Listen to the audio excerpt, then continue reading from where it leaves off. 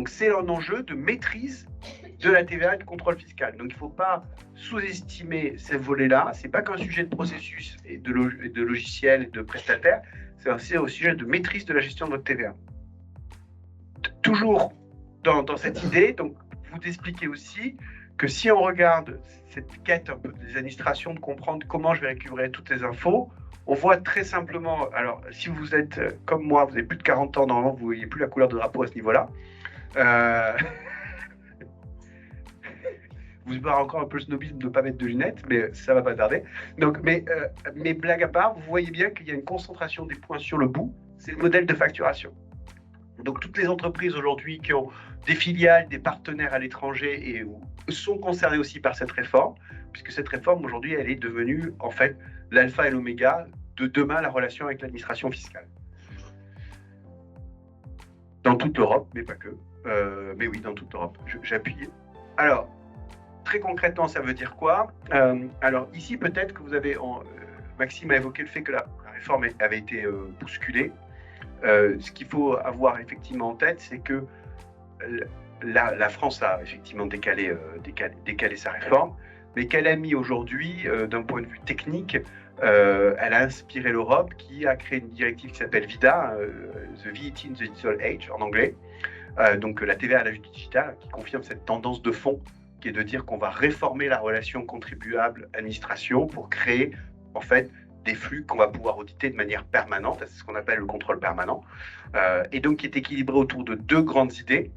Première idée, effectivement, généralisation du e-invoicing dans les relations domestiques. Donc le e-invoicing, c'est la contrainte d'un format dans les relations domestiques. Et la génération aussi d'un autre mécanisme qu'il ne faut pas sous-estimer, on va l'évoquer un peu plus en détail, le e-reporting.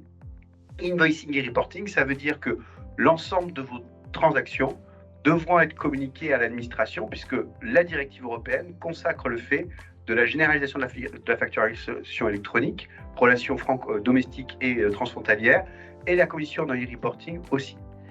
Donc, tout ça aujourd'hui est à l'état de projet, parce que vous savez que l'Europe se construit autour de ce qu'on appelle le modèle de la convergence. Qu'est-ce que c'est le modèle de la convergence? C'est que vous devez trouver le consensus et les points communs pour faire qu'on évolue peu à peu. Il y a pas de, l'Europe ne se construit pas sur, d'imposer une solution, le point de convergence. Et donc ça fait partie de la construction européenne qui, vous avez cette idée-là, ce projet de directive. Les États, on l'a vu, sont en train de se mettre en route, puisque il est indiqué effectivement que si vous n'avez pas mis en place une législation de facturation électronique, vous êtes encouragé à le faire. Et les pays qui ont déjà légiféré n'auront pas l'obligation de complètement retoucher toute leur législation à partir du moment où ils auront du e-invoicing et du e-reporting. Et vous voyez, on voit bien l'idée que transactions domestiques, transactions transfrontalières vont voir leur format de document modifié.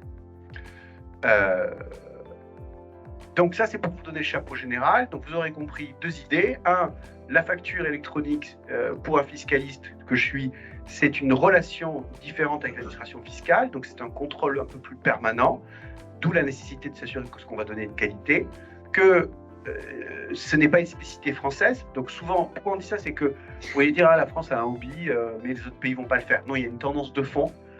Nous, quand on discute avec des clients à l'étranger, ils ont des projets de facturation électronique dans leur propre pays. On a des clients qui se disent, en fait, j'ai 4 projets parce que je suis implanté dans 4 pays, comment je vais faire, etc. Donc c'est vraiment un sujet qui est en train de... Voilà, c'est le sujet, comme les prix de transfert par ailleurs, c'est l'un des sujets qui va venir fondamentalement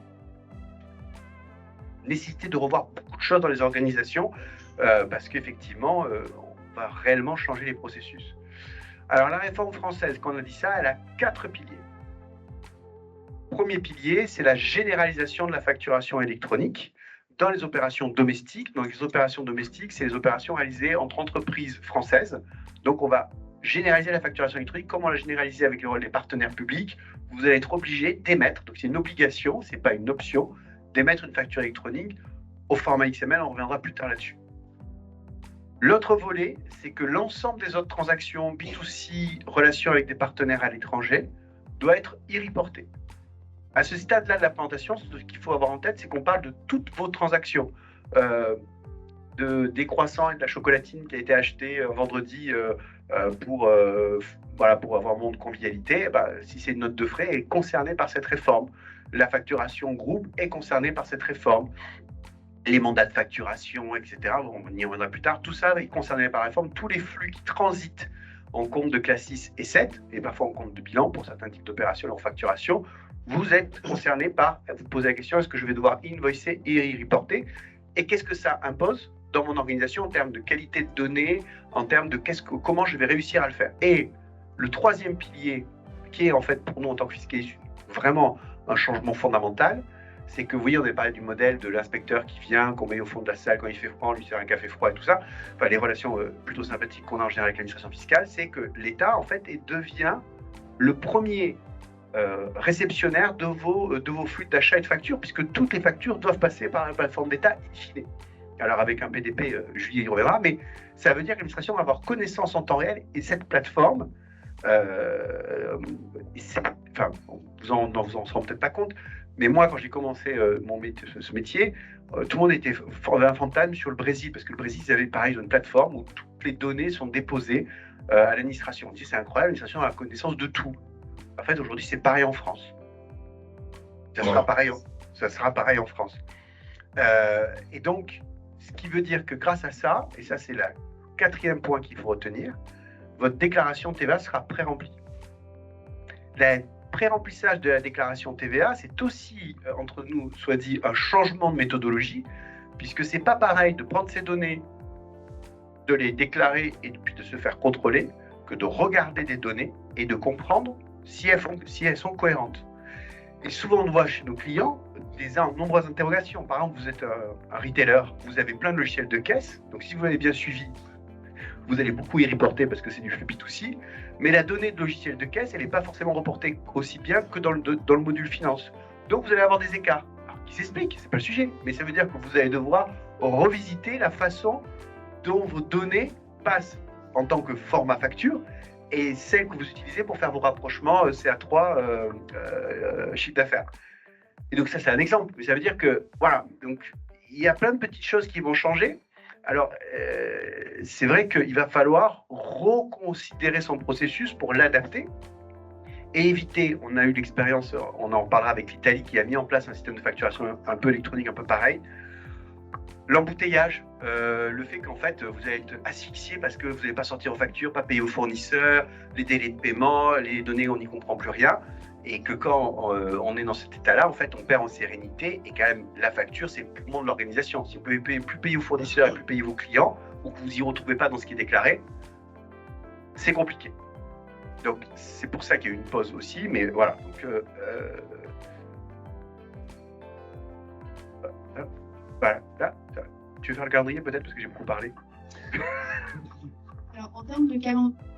C'est bon. C'est bon. En termes de calendrier, alors vous avez entendu que en fait, la réforme qui devait être de première échéance au 1er juillet 2024 était reportée en septembre 2026. Donc, pour laisser le temps en fait, à l'administration, parce que cette réforme est complexe, puisqu'elle vise à récupérer l'ensemble des flux soumis à TVA. Donc, la première échéance, c'est que courant Q2 2024, alors c'est Q2 plutôt, parce qu'en fait, ils viennent de promulguer le décret en fait, qui permet en fait, de rendre une immatriculation provisoire des PDP. Donc ça va se faire, il y a une liste qui a été définie sur l'ensemble des candidats PDP, puisque à ce stade, ce ne sont que des candidats.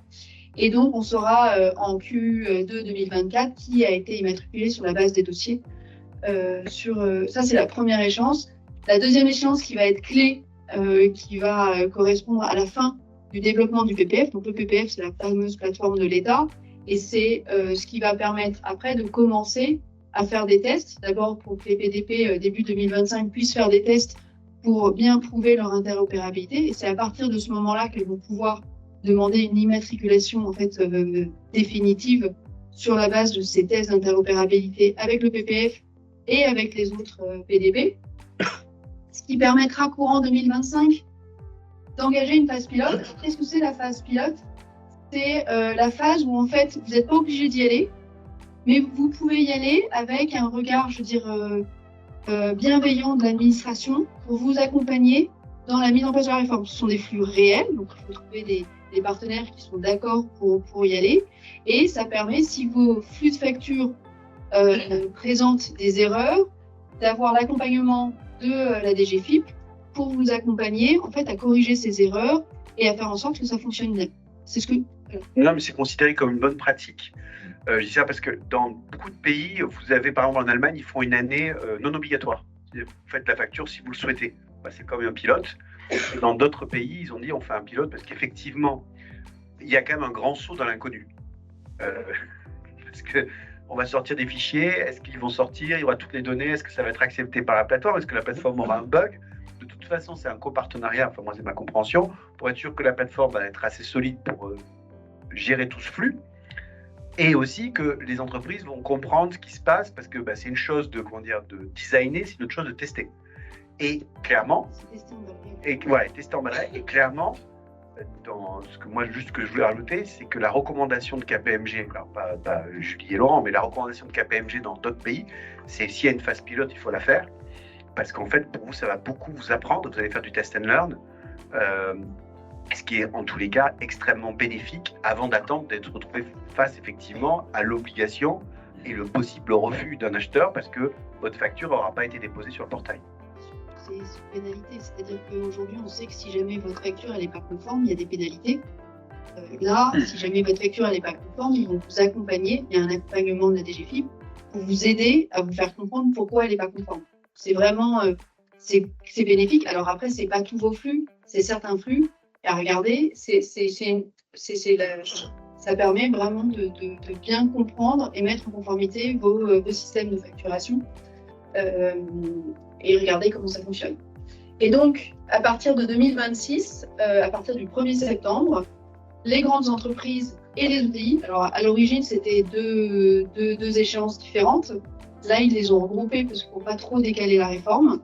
Donc, le 1er septembre 2026, les grandes et les entreprises de taille, les grandes entreprises et les entreprises de taille intermédiaire passeront à la réforme, sachant que dans le décret qui est passé je crois en octobre, il y avait la possibilité de décaler de 3 mois.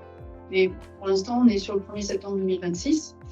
Et 1er septembre 2027, c'est toutes les entreprises. C'est les petites et les moyennes et les micro-entreprises passeront. Donc à partir du 1er septembre 2027, tout le monde sera à la facturation électronique. Ce qui veut dire qu'à partir du 1er septembre 2026, même si vous n'êtes pas concerné par la réforme pour émettre, vous aurez toujours l'obligation de recevoir parce que EDF, Orange, ce type d'acteurs, seront soumis au 1er septembre. Donc, ils vont vous envoyer des factures et donc vous ne pourrez pas dire je refuse cette facture parce qu'elle n'est pas au format. Donc, il faudra bien être en capacité de recevoir à partir du 1er septembre 2026. Et l'autre élément, c'est que l'émission du e-reporting suit l'obligation d'émettre des factures. C'est-à-dire que les e-reporting que vous devrez faire, si vous êtes soumis au 1er septembre 2026, c'est à partir de cette date qu'il faudra la faire.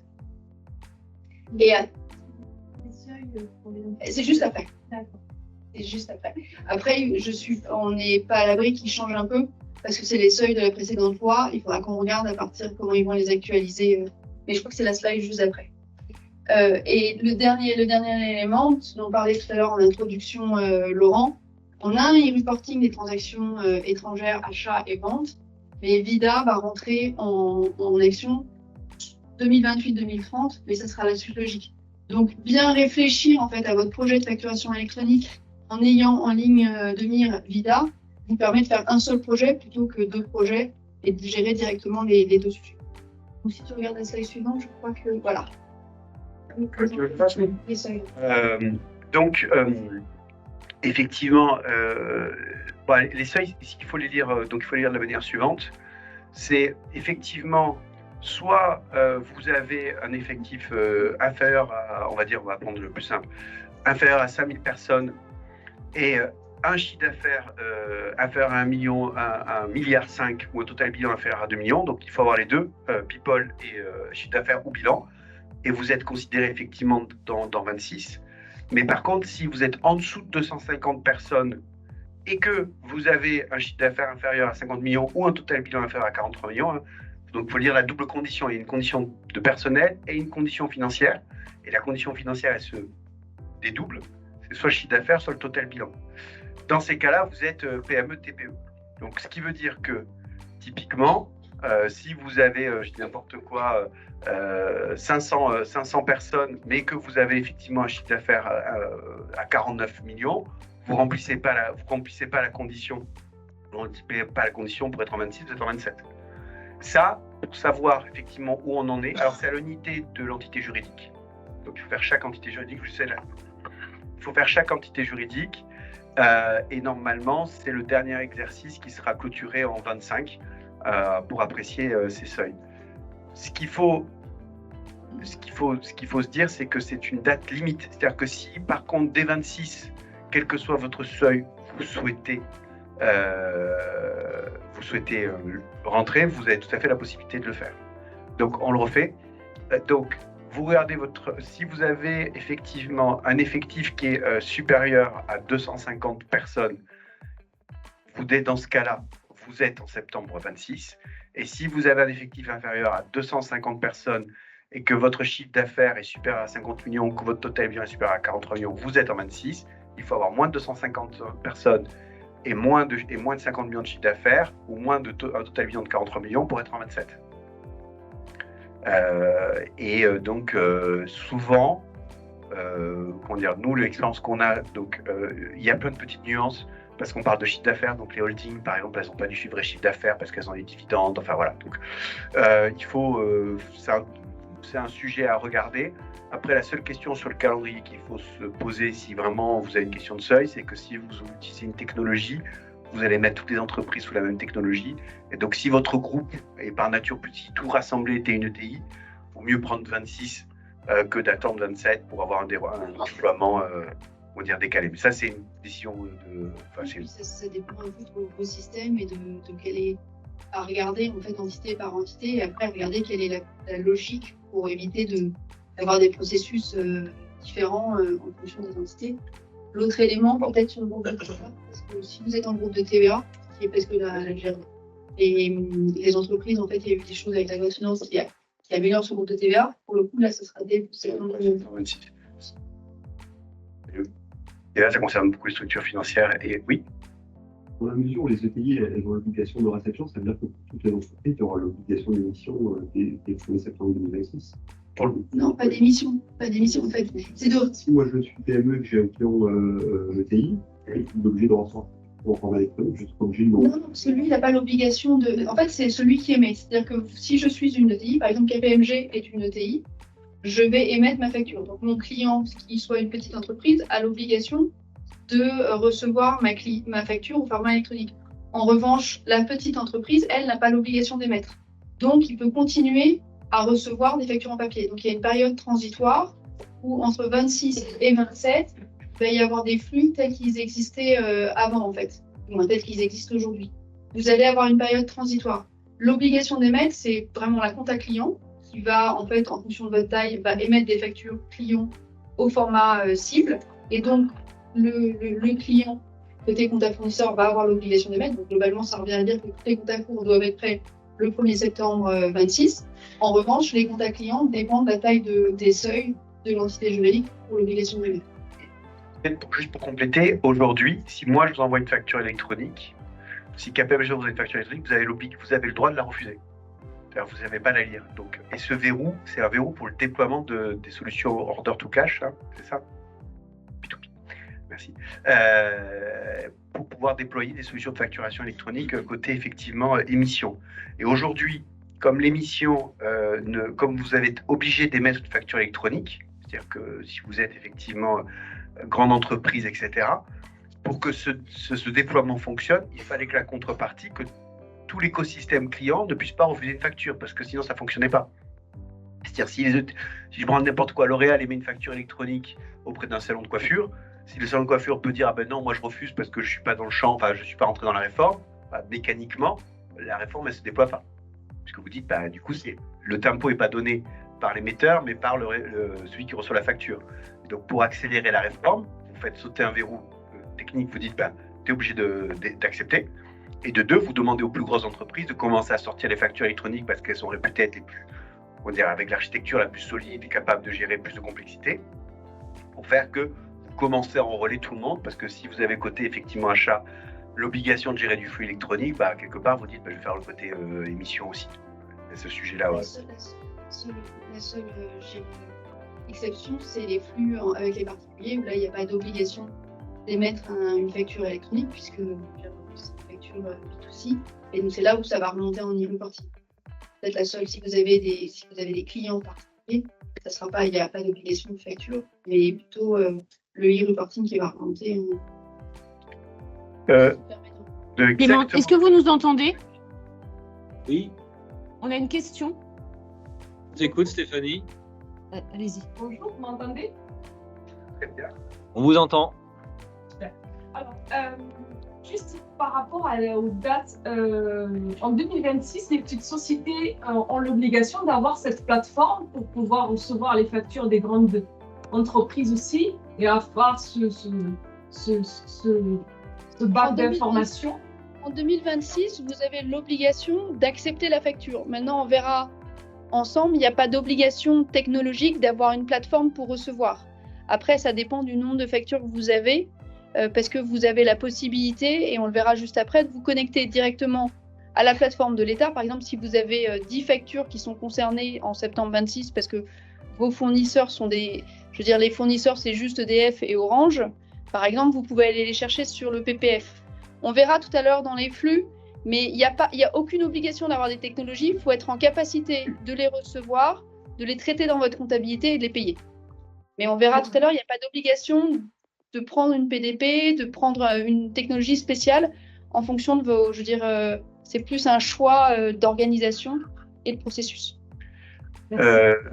Donc là, on voulait faire un petit temps pour bien relister les opérations, parce qu'on a parlé beaucoup de invoicing et reporting, on voulait vous donner un peu les clés de compréhension. Donc, vous avez compris qu'il y a donc 2 obligations aujourd'hui, une obligation d'émettre des factures et une nouvelle obligation de communication de données, qui est le e-reporting.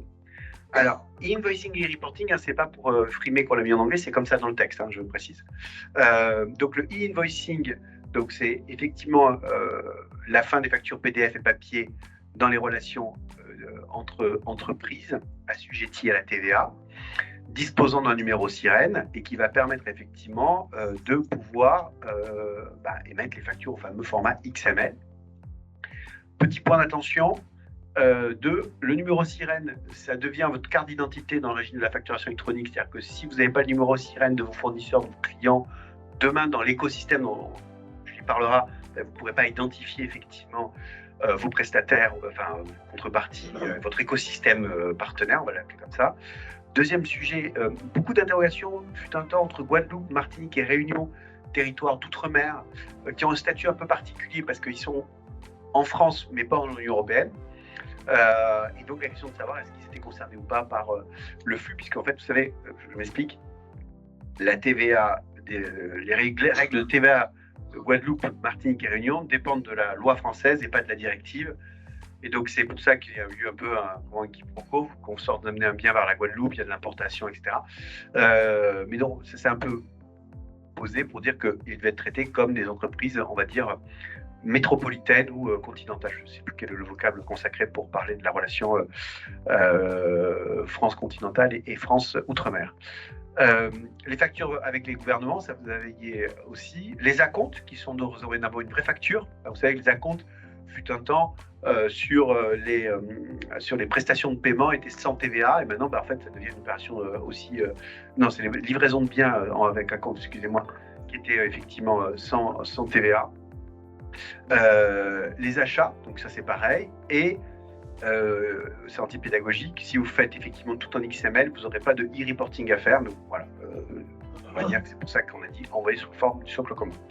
Le e-reporting, ça concerne quoi en vrai? Donc, le point le plus important, c'est toute la relation B2C, donc tous les retailers, les commerçants qui ont des facturations avec les particuliers devront émettre effectivement, donner les données à l'administration via le e-reporting en décade pour les grandes entreprises, donc tous les 10 jours, avec la possibilité de réouvrir ou pas. Enfin voilà, donc ça c'est en fait le ticket Z qui devra être communiqué. Donc idem France et métropole, enfin France Outre-mer et France Métropole. les opérations avec les partenaires étrangers, les achats de biens au sein de l'Union européenne, les factures et livraisons intracommunautaires, les exportations. Seules les importations sont en dehors du champ, effectivement, de la réforme. Et pour tout ce qui est, effectivement, vente à distance, vous avez l'obligation aussi de faire, selon certains cas très particuliers, du e-reporting, c'est-à-dire si vous n'êtes pas inscrit au HOS. Le HOS, vous savez, c'est le fameux guichet unique qui est venu simplifier, c'est un grand mot, qui est venu remettre à plat les règles de vente à distance pour les entreprises de e-commerce. Donc, beaucoup de particularités. Et puis, comme on va pré-remplir la CA3, l'administration, quand on n'est pas en livraison de biens, demande aussi un e-reporting sur les prestations de services de paiement. Donc, il y a un e-reporting de paiement pour pouvoir approcher toutes les opérations et donc gérer, vous savez, la double exigibilité en TVA, à la vente pour les services, pour les biens et au paiement pour les services. Mais donc voilà, donc on a quatre documents à gérer, du XML, du e-reporting international des flux intracommunautaires, export, achat de biens et de services UE et hors UE, e-reporting B2C, B2C international des VAD et le e-reporting de paiement. Donc il faut bien pouvoir cartographier chaque flux, quelle obligation, comment on le fait, qu'est-ce qui va être changé, comment on faisait avant. Et donc tout ça, une fois qu'on vous a dit ça, normalement vous dites mais comment ça fonctionne. Ah, une question, oui. Oui. Ça c'est pour faire réagir les gens. Et ça marche toujours. Oui, allez-y. Est-ce que vous pourriez parler un petit peu plus fort pour les gens qui sont Ah oui, vous me donnez le micro. Oui, ouais, comme j'ai fait l'impression de faire François Martin, donc Jacques Martin. Vous parliez tout à l'heure des notes de frais dans le cadre du e-reporting. Dans quelle mesure Alors, je vais répondre avec Julie parce que c'est un de nos sujets favoris, parce que c'est le sujet qui rend les choses concrètes. Donc aujourd'hui, normalement, si vous allez, vos commerciaux ou vous-même, vous faites un déjeuner d'affaires, vous allez au restaurant, vous payez, vous prenez la facturette, vous allez au service RH, ils regardent pas, voilà, et vous êtes remboursé. Donc votre perception, c'est que vous êtes sur votre fiche de salaire, vous êtes remboursé, et que quelque part, c'est un peu une dépense personnelle. Alors, on le répète, les notes de frais, c'est une facturation B2B. C'est un compte de classe 6. Ce qui veut dire que demain, le restaurateur, il devra envoyer pas un e-reporting, parce qu'il n'aura pas fait il devra faire du e-invoicing. Et ce qui génère beaucoup de questions sur les processus. Ce qui veut dire que, je laisserai Julie compléter, bien sûr, c'est typiquement un exemple où vous avez un processus RH, un processus de facture, et comment vous allez les combiner pour répondre à la nouvelle réglementation. Alors, sachant que ce que tu peux dire, c'est qu'aujourd'hui, il y a déjà une règle, c'est-à-dire que toute note de frais, tout ticket supérieur à 150 € doit faire l'objet d'une facture non d'entreprise pour pouvoir en fait déduire le TVA. C'est quand même un élément important, c'est une règle qui existe déjà et qui va redevenir un peu comme les acomptes concrets avec la réforme qui va vous obliger à rentrer dans la vraie règle fiscale. Il y a une tolérance pour toutes les notes de frais inférieures à 150 € dans les Q&A en fait, de l'administration sur cette réforme qui dit que vous pourrez continuer à déduire la TVA sur la base de ce qui aura été reporté par les employés en fait, dans leur note de frais, si la note de frais est inférieure à 150 €. Si elle est supérieure à 150 €, il faut qu'il y ait un e-invoicing. Alors c'est un cas d'usage particulier qui a été défini par l'administration fiscale parce que ces notes de frais, elles arrivent comme étant déjà payées et en parallèle, le collaborateur aura déclaré sa note de frais. Donc tout le sujet, c'est de regarder, en fait, et c'est un peu c'est pour ça que c'est une question très concrète et pragmatique, c'est de regarder les process pour se dire comment je vais faire mettre en place le contrôle pour ne pas payer deux fois quelque chose et pour m'assurer que je puisse correctement imputer cette note de frais en fait au bon centre de coût et rapprocher avec la note de frais remontée par le collaborateur.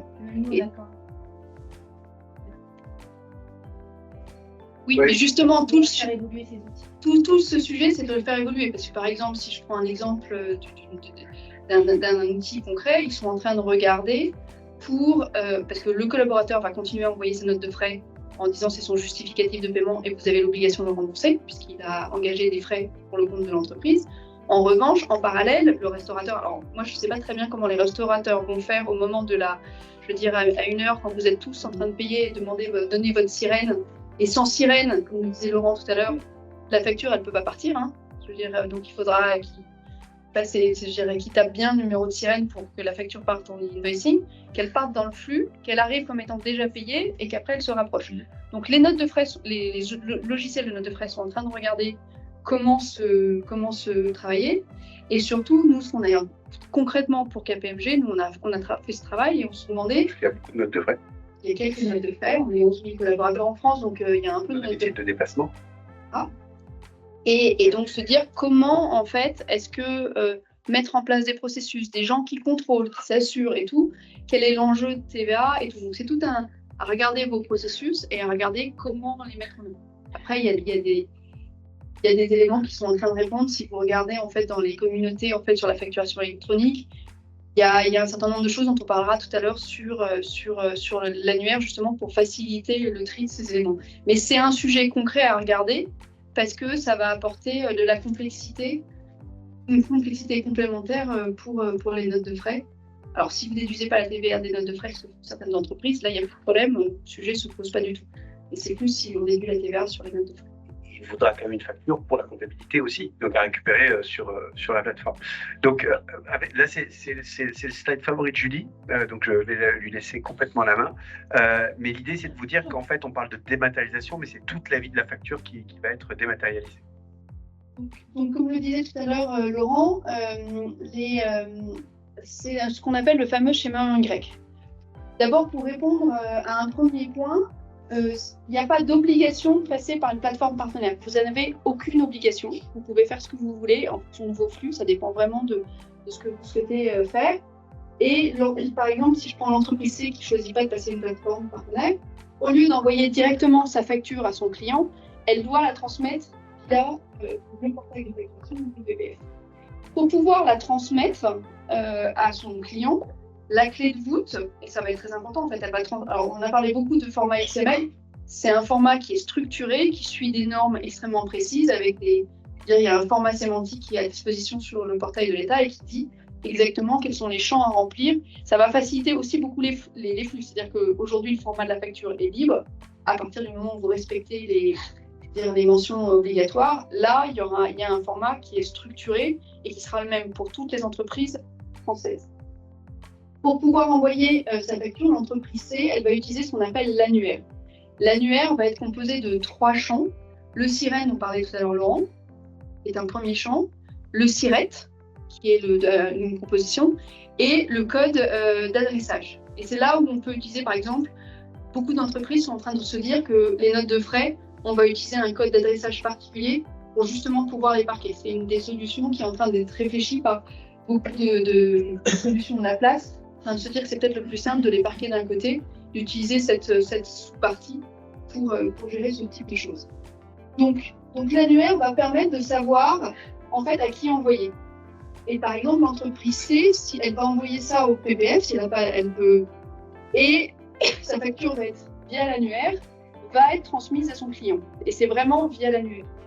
Chacun, en fait, quand vous allez vous déclarer sur le portail de l'État, vous avez l'annuaire, en fait, avec vos différentes composantes, et vous allez indiquer si vous voulez recevoir votre facture via le PPF directement ou via une PDP. C'est là où vous allez déclarer pour vos différents flux comment vous voulez recevoir vos factures. Vous savez peut-être que vous n'avez pas l'obligation d'avoir une seule PDP. Vous pouvez en avoir autant que vous voulez pour vos différents flux, achats, ventes, c'est comme vous voulez. Maintenant, c'est très complexe d'en avoir plein. Enfin, il faut raison garder, bien structurer. Et donc, l'entreprise C qui envoie sa facture sur la plateforme, si elle l'envoie par exemple à KPMG a déclaré qu'il va recevoir ses factures via une PDP, et donc automatiquement, le PPF va la transmettre au PDP pour que KPMG reçoive sa facture. Si jamais KPMG n'avait pas choisi de passer par une PDP, à ce moment-là, automatiquement, elle aurait été mise à disposition sur le PPF, et après, à KPMG de se connecter au PPF pour aller les chercher manuellement, parce que vous pouvez les chercher manuellement, ou se connecter via une API pour aller chercher les différents flux. Donc, vous voyez, en fait, cet annuaire va être assez clé pour transmettre. Si vous avez fait le choix de passer par une PDP, alors peut-être une PDP, c'est quoi? C'est une plateforme partenaire qui aura reçu une immatriculation de l'État, donc qui aura répondu à un certain nombre de critères.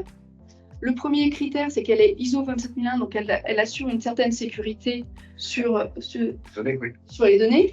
Elle est aussi SecNum Cloud, donc ça veut dire que ces données sont sécurisées. Et donc, elle fait un certain nombre de contrôles pour le compte de l'État sur la facture. C'est-à-dire qu'elle va déléguer tous les contrôles de conformité de la facture en lieu et place du PPF pour pouvoir transmettre directement votre facture au client si ce dernier a une PDP. C'est pour ça qu'ici, vous avez un flux direct à une autre plateforme, et c'est ce fameux flux en Y. C'est-à-dire que là, pour le coup, le client recevra en parallèle de vous cette facture. Donc on voit que ça veut dire qu'il y a plein de types de flux qui vont exister. Ce qu'il faut savoir, c'est que les flux EDI, j'en avais peut-être en fait dans la salle, vos fournisseurs d'EDI vont forcément devoir être homologués PDP. Parce que pour pouvoir continuer sur leur marché, en fait, ils ont besoin d'être PDP. Ils ne pourront pas rester en étant des flux EDI classiques, ils vont devoir faire évoluer leur format pour être conforme à la nouvelle réglementation. Et Julie, des entreprises comme Microsoft qui imposent des solutions de facturation électronique à leurs fournisseurs, est-ce qu'ils vont être impactés par cette réforme? S'ils sont en France, ils vont devoir évoluer leur process. C'est-à-dire que si vous avez des clients qui vous imposent de passer dans de déposer la facture sur une plateforme particulière, ceux-là vont plus pouvoir vous imposer parce qu'ils vont devoir, en fait, la facture, elle passera forcément par le PPF. Alors ça peut être un gain vraiment de temps pour les entreprises de taille moyenne qui passaient beaucoup de temps à aller charger. Nous, on a un client qui avait une plateforme où il fallait rentrer la facture, pratiquement la saisir à la main, alors qu'en parallèle, on avait fait notre facture via le flux classique. Et ça peut être un vrai gain de temps. Dans le secteur de la distribution, je crois, c'est ça, non, notamment.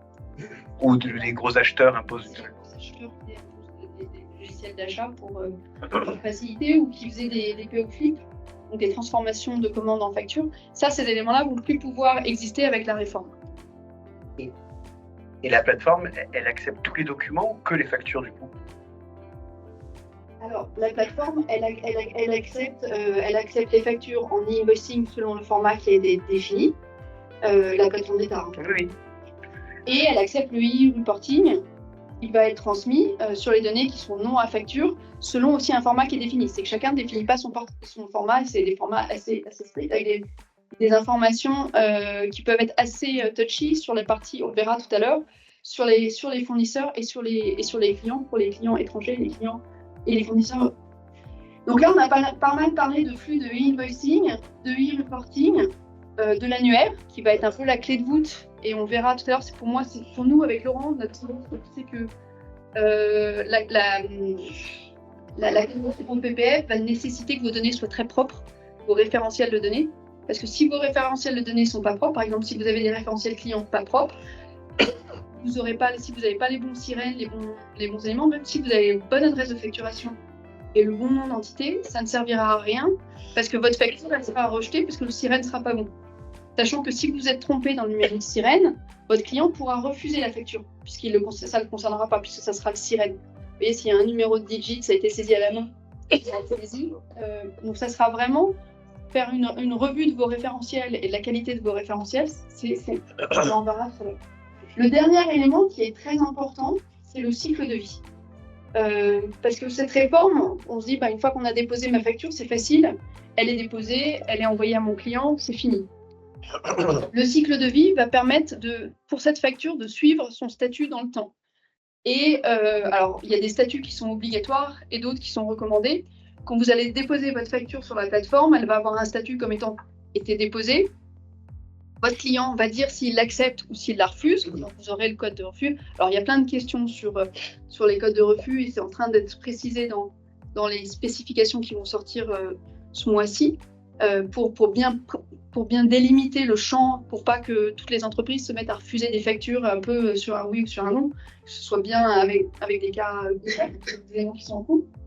Et il y a un autre élément, tout à l'heure, Laurent a parlé de la TVA, elle est soit exigible en fait au moment de la vente de biens, soit exigible au moment du paiement de services. Et donc c'est là, si vous êtes si vous êtes au régime des encaissements, typiquement si vous vendez des services, quand votre client vous a payé, il faut que vous remontiez le montant d'encaissement et la date. Et tous ces éléments. Et donc, par ricochet, avec Laurent, on pense que côté fournisseur, comme votre TVA elle est déductible au moment où vous avez payé votre fournisseur, pour ne pas dépendre de votre client qui est renseigné dans les systèmes, on pense qu'il faut remonter aussi ce statut en disant que vous avez payé votre fournisseur à telle date et pour tel montant. Le montant est important parce que si vous avez des revenus de garantie, c'est comme ça qu'on va les traiter en fait.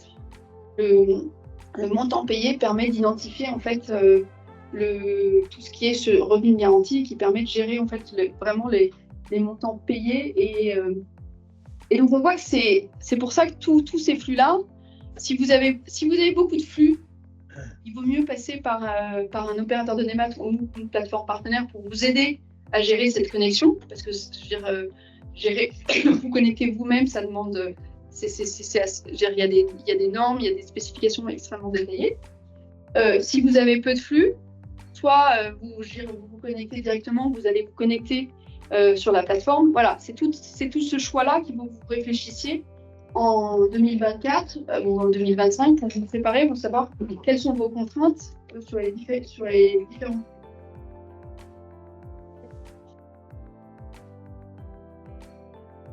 Alors, c'est pas tous les mois, logiquement, c'est en temps réel. Le cycle de vie. En temps réel. Sur le cycle de vie, sur une facture, c'est en temps réel. C'est en temps réel, justement. C'est le e-reporting, c'est censé remonter en fait en temps réel, en flux. Après, ça dépend de vos nombres de flux, en fait.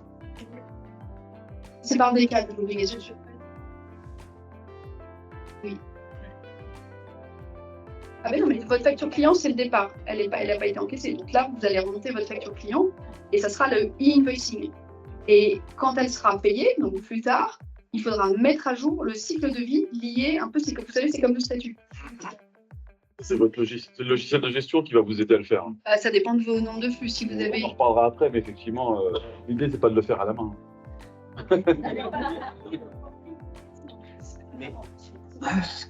Mais là, ce que vous touchez du doigt, c'est que en fait, vos processus actuels vont devoir être modifiés. Vous allez devoir faire un audit de ce que vous faites, de ce qui est automatique, ce qui ne doit pas être automatique, et donc un niveau de maturité des processus pour être certain de qu'est-ce que vous allez mettre en place en priorité par rapport au gain attendu. Ça, là, pour le coup, c'est un point méthodologique. Le dernier sujet, c'est que il y a un truc qui n'est pas toujours très clair, en tous les cas de mon point de vue, c'est normalement la plateforme d'État, elle est formatée pour recevoir une facture qui répond à une facture. Et souvent dans les entreprises, le document facture, il sert aussi à récupérer de l'argent, à faire un état des lieux d'une situation. Et donc il va falloir découper le flux facture et le flux métier, qui parfois est un même document. Je vais prendre un exemple évident. Les entreprises qui font du couponing, des vouchers, ils appellent des sommes pour pouvoir faire payer le voucher quand il est utilisé, et puis ils facturent une commission. Ils le font dans un document. Aujourd'hui, la question de est-ce qu'ils doivent découper le document, et moi, ma prestation, c'est la commission, et le document métier, qui est l'appel de fonds, il ne doit pas passer par la plateforme. Là, l'idée, c'est de faire toucher du doigt que, et c'est ce que disait Julie, en fait, on va rouvrir un peu le capot des pratiques de facturation parce que parfois, certaines n'étaient pas très correctes, comme on n'avait pas de ticket au-dessus de 150 €, on faisait des factures qui n'étaient pas des vraies factures parce qu'elles n'étaient pas dans le bon sens, parce que c'était des collectes de fonds. Et donc, ça redemande effectivement un peu de redescendre tout ce flux. Voilà, il y a tout un sujet de c'est quoi votre volumétrie, ce qu'on veut dire, et je suis d'accord avec monsieur, on ne va pas le faire manuellement. L'objectif, c'est pas de le faire manuellement parce que c'est. Après, si vous avez très peu de flux, si par exemple, si c'est une petite holding qui n'est pas équipée et qu'elle a 2 flux par an, vous n'allez peut-être pas, mettre non plus des connexions extrêmement compliquées. Tout le choix est de regarder, en fait, de faire le ROI de votre projet et de regarder que ce soit le plus pragmatique possible en termes de connexion. Tu veux faire PDP et OD en même temps, vu le temps ou... Oui, je vais accélérer. Pas trop débordé, tout va bien. Juste, en fait, la grande différence, on entend parler sur les sujets entre les opérateurs de démat et les PDP. Ce qu'il faut voir, c'est que les PDP, ce sont des organismes qui sont en fait des entreprises qui ont fait faire une démarche ISO 27001 et SecNum de leur processus et vont vous permettre de faire un certain nombre de contrôles pour transmettre directement vos factures à vos clients via leur PDP. Donc, et typiquement, les fournisseurs EDI sont dans ce cas-là. Les OD, elles, vont se connecter au PPF. Certains éditeurs, en fait, vous proposent de vous connecter directement au PPF, mais vous ne permettront pas, en fait, d'envoyer directement à votre client. Alors, un des points qui était remonté, c'est que pour l'instant, dans les spécifications, le PPF n'a pas indiqué de facteur de taux de disponibilité, ce que vous avez chez tous vos éditeurs. En général, quand vous négociez votre contrat, vous demandez un taux de disponibilité de la solution pour vous assurer que vous puissiez fonctionner, qu'il n'y ait pas d'arrêt de machine pendant 2 semaines. Et donc, le gros avantage des PDP, c'est qu'en général, ça vous permet en fait de vous assurer que vos flux clients sont envoyés, mais pas que. Il y a un certain nombre de normes, même si les OD aussi ont un certain nombre de normes, et on voit que certains éditeurs ont fait la démarche d'être uniquement opérateur de démat en disant que ça suffisait largement. Après, sur les PDP ou les autres, en fait, il faut bien regarder quand vous faites votre choix en fonction de vos cas d'usage. Tout à l'heure, j'ai évoqué rapidement le cas d'usage. La réforme indique un certain nombre de cas d'usage métiers qui peuvent être complexes à traiter. Il faut bien s'assurer que votre opérateur sera capable de le traiter. Que ce soit une PDP ou une OD, il y a des cas d'usage un peu compliqués. Je pense à la facturage, je pense on a des cas où en fait si vous travaillez avec les organismes publics, vous pouvez avoir des cas où en fait vous facturez l'organisation publique, mais c'est un tiers qui paye. La sous-traitance. Donc il y a pas mal de cas un peu compliqués ou l'autofacturation si vous êtes dans les environnements agricoles, qui fait qu'il faut s'assurer que votre opérateur que vous choisirez, que ce soit une PDP ou une OD, soit en capacité de traiter ce flux, parce que sinon vous aurez des difficultés en fait à le. Il y en a 37 cas d'usage. 36 DC à ce stade. Et en fait, parce qu'il y a plein d'atypies dans les flux de facturation. Vous facturez A, vous êtes payé par B, vous faites de l'escompte, vous avez des cas particuliers. Et ça, c'est important dans un projet de bien les identifier pour mesurer, en fait, est-ce que vous les maintenez ou pas. Parce que parfois, on peut se dire, est-ce que ça vaut vraiment le coup de mettre ce particularisme en place. Ça fait partie, effectivement, de l'audit qu'il faut mener. Excusez-moi. Oui, on a une question. Ouais, on a une question. Pour revenir sur le schéma d'avant, c'est ça hein? Le schéma en Y? Oui. C'est celui-là, hein, c'est celui-là. Évidemment. Moi, j'ai assisté à d'autres formations sur le sujet. Ça fait un petit moment déjà qu'elle est dans l'actualité. Et que l'opérateur de dématérialisation permet de construire cette facture et la PDP permet de transmettre cette facture entre l'OD et la PPF. Et là, je vois que l'OD peut remplacer éventuellement la PDP, c'est ça? Alors, en fait, la PDP, alors oui, vous avez raison, madame. En fait, c'est qu'en général, chez une PDP, il y a la partie émission de facture qui est. Mais là, ça devient très détaillé, en fait. Et la PDP permet de transmettre à votre client directement. Maintenant, l'OD peut aussi directement se connecter au PPF sans être PDP. C'est le point important, c'est-à-dire que vous n'êtes pas obligé de contractualiser avec une PDP pour transmettre votre facture au PPF. Par contre, si vous voulez transmettre votre facture directement à votre client qui est lui-même équipé d'une PDP, il faut avoir un logiciel PDP. D'accord, ok. Non, merci, parce que c'est la première fois que je vois le schéma. C'est une nouveauté chez vous, donc c'est pour ça que c'est un peu perturbant. Mais merci. C'est le schéma des spécifications fonctionnelles. Hein. Oui. C'est que du coup, si donc le fournisseur est équipé d'une PDP, mais que son client est équipé du OD, du coup, il le récupérera via le PPF. PPF, tout à fait. Bien que les deux soient équipés de PPF. Après, en général, c'est pour ça que je parlais des flux EDI, qui est l'exemple concret, c'est que le fournisseur d'EDI, lui, typiquement, en fait, comme la connexion est entre les deux, il va forcément se transformer. En fait, les grands distributeurs se sont assurés que leur fournisseur d'EDI était bien en fait, du moins, ça aurait bien déposé son dossier pour être PDP. Donc, on voit le temps qui passe. Alors, l'idée, c'est de dire, le dernier slide qui va retirer toute votre attention, je plaisante, c'est de dire, on vous a parlé de date, de invoicing, de e-reporting, de PDP, d'OD. Enfin, normalement, vous devez être hyper fort pour le Scrabble cet été parce qu'il y a plein de lettres contre triple et de sec du cloud. Hein, donc, voilà. Mais, blague à part, la question, c'est de dire par où commencer. Par où commencer un projet. Et avec Julie, on constate toujours le même réflexe cognitif. C'est comment je vais faire. Comment je vais faire, quel outil. Et on a une conviction un peu plus forte qui est d'abord de dire qu'est-ce que je veux faire avant de faire comment je vais le faire. Deux questions qui ne appellent pas la même nature de réponse. La recommandation qu'on fait, c'est que usuellement, la bonne pratique, c'est de commencer déjà par un état des lieux avec une cartographie de vos flux pour mesurer qu'est-ce qui va être impacté par la réforme e-invoicing, e-reporting, quelles sont les règles TVA que vous appliquez pour savoir comment demain va être retranscrit dans votre déclaration TVA et pouvoir bien mesurer effectivement votre environnement de données pour savoir les données dont vous disposez. On a dit le sirène. Est-ce que vous avez le sirène de tous vos fournisseurs et de tous vos clients? Il faut distinguer bien un service. Est-ce que votre base article distingue bien un service?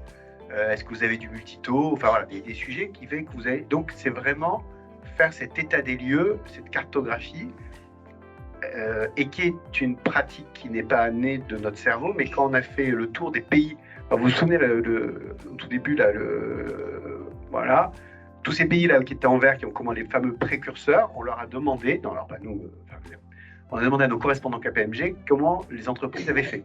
Donc c'est comme ça qu'on a terminé une méthodologie. Donc cette méthodologie, elle va effectivement faire cartographie, revue des processus et des outils pour pouvoir construire une feuille de route, mesurer le ROI et puis pouvoir définir effectivement quel est le bon outillage que vous allez adopter. Il ne faut pas se lancer à cœur perdu vers une solution techno tant que vous n'êtes pas convaincu que dans vos processus, c'est cette techno-là qui va vous aider et quel est le ROI que vous attendez. Et surtout, la conviction, c'est que se brancher au PPF via une PDP, c'est-à-dire c'est un branchement. On y pense assez naturellement, ça va aller assez vite, c'est des formats sémantiques à regarder. Et si vos données ne sont pas propres, c'est pas parce que vous avez de super connecteurs au PPF que ça va marcher. Parce que si vos données ne sont pas propres, toutes vos factures vont être rejetées. Et donc, il faudra mettre en qualité vos données dans le système.